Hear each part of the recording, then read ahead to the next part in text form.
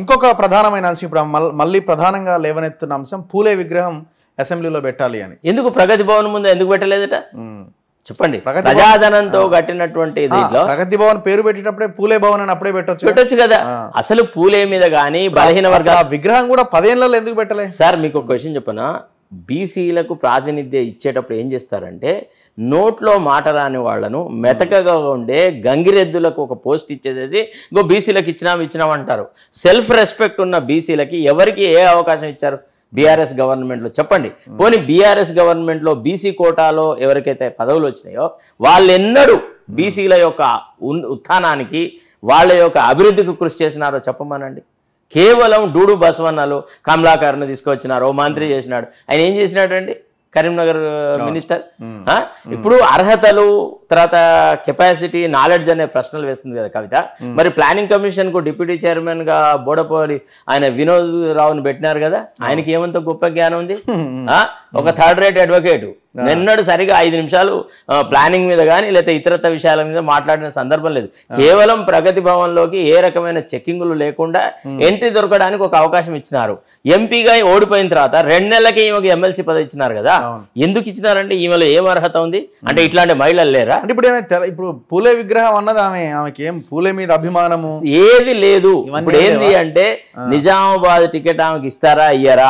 రేపు పార్లమెంట్ ఎన్నికలలో కంటెస్ట్ చేయాలన్నప్పుడు తెలంగాణ జాగృతి నేను, తెలంగాణ మహిళల యొక్క అందరికి సింబల్ నేను అని ఏదో రకంగా చూపెట్టేసేసి ఒక రకంగా అంటే టికెట్ మళ్ళా ఇచ్చినా కానీ నిజంగా ఉద్యమకారులకే ఇస్తున్నారు, ప్రజా ఉద్యమాలు నిర్మించే వాళ్ళకే ఇస్తున్నారు, ప్రజల తరఫున కొట్లాడే వాళ్ళకి ఇస్తున్నారు అని ఇదంతా ఫేస్ చేయింగ్ వ్యవహారాలు. ఆమె వల్ల అసలు బీఆర్ఎస్ అనేది ఇంకా లేవకుండా పోతుంది. ఒకవేళ బీఆర్ఎస్కి ఏమైనా కవిత ఒకవైపు కేటీఆర్ అంతే కదా, వాళ్ళ వల్లే పట్టిస్తున్నారు, అంతే కథం పట్టిస్తున్నారు. ఇంకా కూడా వాళ్ళలో ఏ రకమైనటువంటి ఆత్మావలోకనం లేదండి, ఆత్మ పరిచయం లేదు. అసలు మేము ఎందుకు ఓడిపోయినాము, మా వల్ల ఏం పొరపాటు జరిగింది, ప్రభుత్వానికి అసలు ఇంత ప్రజాధనాన్ని మనం ఎంత దుర్వినియోగం చేసినాం, ఈ మనం కట్టిన ప్రాజెక్టులు ఎందుకు ఇట్లా కుప్పలా ఊలిపోయినాయి? ఏమండి మేడిగడ్డ ఊడిపోవడం అంత సింపుల్ ఇన్సిడెంటా? కాళేశ్వరం ప్రాజెక్టు జరిగినట్టు అవినీతి అంత సింపుల్గా కనబడుతుందా? ప్రాబ్లం ఏంటంటే ఎక్కడొస్తుందంటే కొంత బాధాకరమైన విషయం ఏంటంటే ఇప్పుడున్న ప్రభుత్వం మా కాంగ్రెస్ ప్రభుత్వం అన్న మెతక వైఖరి లేకుండా డైరెక్ట్గా సిబిఐకి ఎంట్రస్ట్ చేసేసి విన్నారా ఒక్క విజిలెన్స్ రిపోర్ట్తోని ఇప్పుడు ఒక రకంగా రఘు సందర్భం వచ్చింది కదా, I congratulate you Muralidhar Rao తర్వాత వీళ్ళు రాజీనామా వేస్తున్నారు వెంకటేశ్వర్లు అంటే because of your campaign all the time you been saying ఈ అవినీతి పరులనే పెట్టుకొని మీరు ఎట్లా నిజాయితీగా పనిచేస్తున్నానని చెప్పుకుంటారు, మీరు అవినీతి మీద కొట్లాడుతున్నాము అనే మీ మాటకు ఇట్ స్ట్రెయిన్స్ ది క్రెడిబిలిటీ. మురళీధర్ని ఫస్టే తీసేసి ఉంటే కదా ఇప్పుడు వీళ్ళని ఇరికించినోడు కాదు కదా, ఇవాళ స్పేస్ కల్పించినాడు అనవసరంగా. ఇప్పుడు కృష్ణా ప్రాజెక్టులను కేంద్ర ప్రభుత్వానికి ధారాదత్తం చేస్తున్నారంటే నిర్ణయం ఎప్పుడో జరిగిపోయింది. దాని విషయాన్ని అసలు యాక్చువల్లీ రాగానే చేసిన తప్పలేదు పాపం, అనవసరంగా వాడి మొత్తం విరికించి పడేసి అంతే. ఇంకా అంతే కాదు, ఒక ప్రొజెక్షన్ ఏమిస్తున్నారంటే రేవంత్ రెడ్డి గారి మంత్రివర్గంలో కూడా ఇరిగేషన్ ప్రాజెక్టుల మీద అవగాహన లేదని, రేవంత్ రెడ్డి గారికి నీటికి సంబంధించిన వ్యవహారాల మీద అంటే ప్రాజెక్టుల మీద అవగాహన లేదని, ఆయన అవగాహన రాహిత్యం వల్లనే ఆయన అనవసరమైన అవాకులు చవాకులు పెడుతున్నాడని ఈ కేసీఆర్ పెట్టిన చెంచావాడు ప్రకాష్ వాడు కూడా మన ఇంటర్వ్యూలో చెప్తా ఉన్నాడు అనమాట. అట్ట అయింది ఇట్టది, నీకు క్యూసిక్కు టీఎంసీకి తేడా తెలుసా, నేను ప్రాజెక్టుల దానికి నేను చైర్మన్గా ఉంటే నన్ను అడిగితే నేను సలహాలు అంటే దద్దమ్మ నిన్ను అడగాల్సిన అవసరం ఏముంది, ప్రభుత్వంలో బ్రహ్మాండమైన ఆఫీసర్లు ఉన్నారు. నిజానికి ఈయన సలహాలు అవసరం లేదండి. తెలంగాణ అఫీషియల్డంలో ఎగ్జిక్యూటివ్లో మంచి మంచి ఆఫీసర్లు ఉన్నారు, టాలెంటెడ్ ఆఫీసర్లు ఉన్నారు. నీలాగా రిటైర్డ్ అయిన ప్రతి వాడిని తీసుకువచ్చి పెట్టినారండి. వేరే ఆఫీసర్లు ఎవరు లేనట్టుగా 2013లో రిటైర్ అయిన మురళీధర్ రావును నిన్నటి వరకు ఎందుకు కొనసాగించినారండి? ఒక్క మాట ప్లీజ్. అతనికి ఎందుకు అంత ప్రాధాన్యత? అతను చేసింది ఏంది వినదా? ఒక్కొక్కడికి కళ్ళు కూడా కనబడదు సార్. ఒకటి మనోహర్ రావు అని ఉంటాడు మరి చెన్నారెడ్డి మానవ వనరుల సంస్థ లోపల, మీరు నాకు తెలియదు సార్, మీరు హెచ్ఎండి పోయినా అట్లనే ఉంటారు. ఒక్కొక్క బ్యాగ్ పట్టుకుంటారు 4 సార్లు గంటకు. మీకు ప్రతి గంటకు 2 గంటలకు ఇన్సులిన్ ఇచ్చుకోకుండా ఏ మందులు తినకుండా 5 నిమిషాలు పని చేయాలని స్తోమత లేని దద్దమ్మలందరినీ తీసుకువచ్చి అందలా లెక్కించినారు కదా. అసలు గవర్నమెంట్లో ఒక జీవో ఉంది, జీవో నెంబర్ 55 అని, అంటే రిటైర్డ్ ఎంప్లాయీస్ని రీఎంప్లాయ్ చేయొద్దు, చేస్తే with the permission of the higher ups చేయాలని. ఇప్పుడు ఎవరో నిష్ణాతులు ఉంటారు, వాళ్ళు పోగానే ఇమీడియట్గా ఆల్టర్నేటివ్ అరేంజ్మెంట్స్ చేసుకోవడం సాధ్యం కాదు అన్నప్పుడు 6 నెలలో 3 నెలలో ఏడాది ఇస్తారు. దద్దమ్మలకు వాడు రాధాకిషన్ రావు అనేటోడికి టాస్క్ ఫోర్స్ డీసీపీగా ఇచ్చినారు ఎక్స్టెన్షన్. వీళ్ళు ప్రభుత్వం రాగానే అర్జెంటుగా రాజీనామా పెట్టిపోయినారు సార్. ఆ ప్రభాకర్ రావు పోయినాడు, రాధాకిషన్ రావు పోయినాడు, వీళ్ళందరూ పోయినారు. ఇక సిగ్గు ఎగ్గు లేకుండా ఇది లేకుండా బతకలేమన్న వాళ్ళు మురళీధర్ రావు లాంటి వాళ్ళు కొనసాగినారు. ఇప్పుడు వాళ్ళే కదా అవును ప్రభుత్వానికి అప్రతిష్ట తీసుకొచ్చింది, ఎవరు? వాళ్ళు కదా. వాళ్ళు చెప్పినారా ఎన్నడన్నా మేడిగడ్డలో ఈ లోపాలు ఉన్నాయి, లేకపోతే కాళేశ్వరం ప్రాజెక్టులో ఈ రకంగా అవినీతి జరుగుతుంది, ఇది తప్పు, ఎక్కడ పెట్టాలో అక్కడ పెట్టాలి పంప్ హౌజులు అనే విషయం చెప్పారా? వెంటారెడ్డి గారు తర్వాత వాళ్ళు ఇచ్చిన ఇంటర్వ్యూలో వాళ్ళు ఏం చెప్పారు? మేము చెప్పేది ఏదన్నా మంచి చెప్పబోతే నువ్వు నోరు మూసుకో, నిన్ను పెట్టుకున్నది నువ్వు మాకు అడ్డంకులు క్రియేట్ చేయడానిక, నువ్వు మేము చెప్పినట్టు విను బంట్రోతులాగా అని అన్నారు. సరే వీళ్ళు కూడా ఇండివిజువాలిటీ లేని వాళ్ళు కాబట్టి అక్కడ కొనసాగినారు, కానీ నిజానికి నాలాంటి వాటి ఉండగలిగినాడా? తీసి విసిరి పారేసి వచ్చిన నేను రాజీనామా. ఈ సాహితీ లక్ష్మీనారాయణ ఈ కేసులు ఈమెనే కదా దాని వెనకాల ఎగ్జాక్ట్లీ మీకు 20,000 కోట్ల దగ్గర దందాలు చేసినాడు. మీకు వచ్చింది సార్. నేను రాజీనామా చేసే రోజు ముందు పోయి డీజీపీ మహేందర్ రెడ్డి గారిని కలిసి ఐఎమ్ రిజైనింగ్ అని చెప్పి వచ్చిన. ఎందుకు రిజైన్ చేస్తున్నారు అనే దానికి ఎక్స్ప్లెనేషన్ ఇచ్చినాను.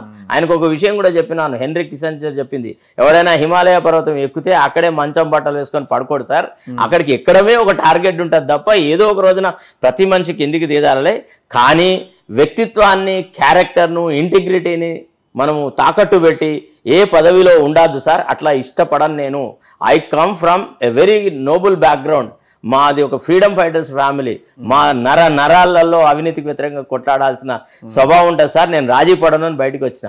ఆయనకు తెలుసు ఆ విషయం, వాళ్ళకి ఆ విషయం తెలుసు. ఏంటంటే వీళ్ళు అయితే మన మాట వినరు.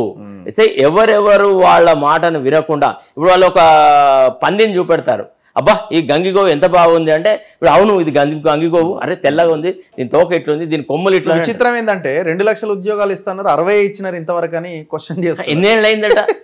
ఎన్నేళ్ళు అయిందండి? సింగరేణి ఎన్నికలప్పుడు కేసీఆర్ స్వతహా వెళ్ళి కారుణ్య నియామకాల విషయంలో కూడా ఒక సమగ్రమైన ప్రకటన చేసినాడు.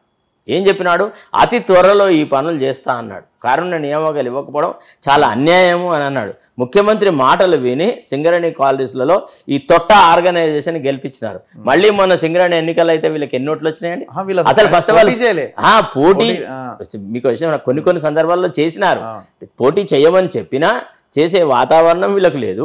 చేస్తే వీళ్ళకి 0 మార్కులు వచ్చాయి, 0 ఓట్లు వచ్చేది తెలుసా? ఈ కవిత ఎందుకు పోలేదు మన సింగరేణి ఎన్నికలప్పుడు? మరి ఇప్పుడు ఎందుకో అటు పోవట్లేదు, జాతరకు వెళ్ళట్లేదు?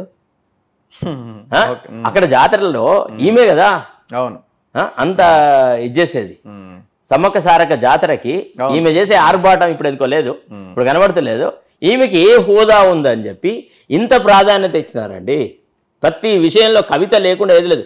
బతుకమ్మ పండగలప్పుడు ఆమె చేసే ఆర్భాటం మామూలుగా ఉండింది చెప్పండి?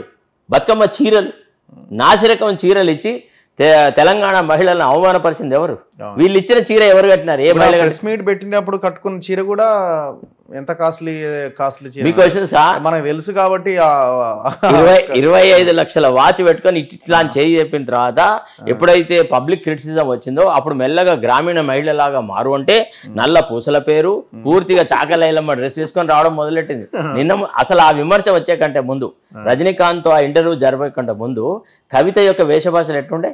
ఏమండి, ఒక నేరంలో ఎక్యూజ్డ్ అయిన వ్యక్తి చార్టెడ్ ప్లేన్లో ఢిల్లీకి ఎట్లా పోగలిగిందండి? ఈమె ఆదాయం ఎంత? ఈమెకు ఆ వసతులు కల్పించింది ఎవరు? 10 సెల్ ఫోన్లు ఎవడన్నా, ఎవరికన్నా 10 సెల్ ఫోన్లు ఉంటుందా ఒకే ఏడాదిలో? నేను ఎప్పుడు పాడు చేయలేదు, ఈ సెల్ ఫోన్లన్నీ నేను ఇచ్చేస్తున్నాను, ఇంటిలో ఊపేసి సెల్ ఫోన్లు ఇచ్చింది ఎవడని ఒక్కనాడని చెప్పిందా? నాకు ఇన్ని సెల్ ఫోన్లు అవసరం ఎందుకు ఏర్పడ్డది చెప్పండి? ఇప్పుడు మన దగ్గర ఒక సెల్ ఫోన్ ఉంది సార్, 3-4 ఏళ్ళు పనిచేస్తుంది ఒక సెల్ ఫోన్. 10-20 సెల్ ఫోన్లు నువ్వు ఎందుకు మార్చినావు? నీ మీద మెతక వైఖరి లేదా? నిజంగా నేను లిక్కర్ స్కామ్ ఫోటోలు వీడియోలు కూడా చూసినాం కదా, ఫారెన్ స్టోన్లు, ఫారెన్ చెట్లు తీసుకొచ్చి మొక్కలు తీసుకొచ్చి పెట్టింది. ఇప్పుడు ఎమ్మెల్యేల కోచింగ్ కేసులో కూడా నిజంగా ఎంక్వైరీ జరుగుతాయి, ఇన్వెస్టిగేషన్ జరుగుతాయి. మీకు నందకుమార్ చెప్పాడు కదా, ఎన్ని విషయాలు చెప్పాడు. అంటే వీళ్ళు సిస్టమ్ని రిగ్ చేసేసి కేసీఆర్ కుటుంబం ఈ రాష్ట్రాన్ని దోచుకున్నదండి. వీళ్ళ మీద సరైన ఎంక్వైరీ జరిగితే వీళ్ళు ఇంకోసారి నోరెత్తారు. Thank you sir, thank you very much.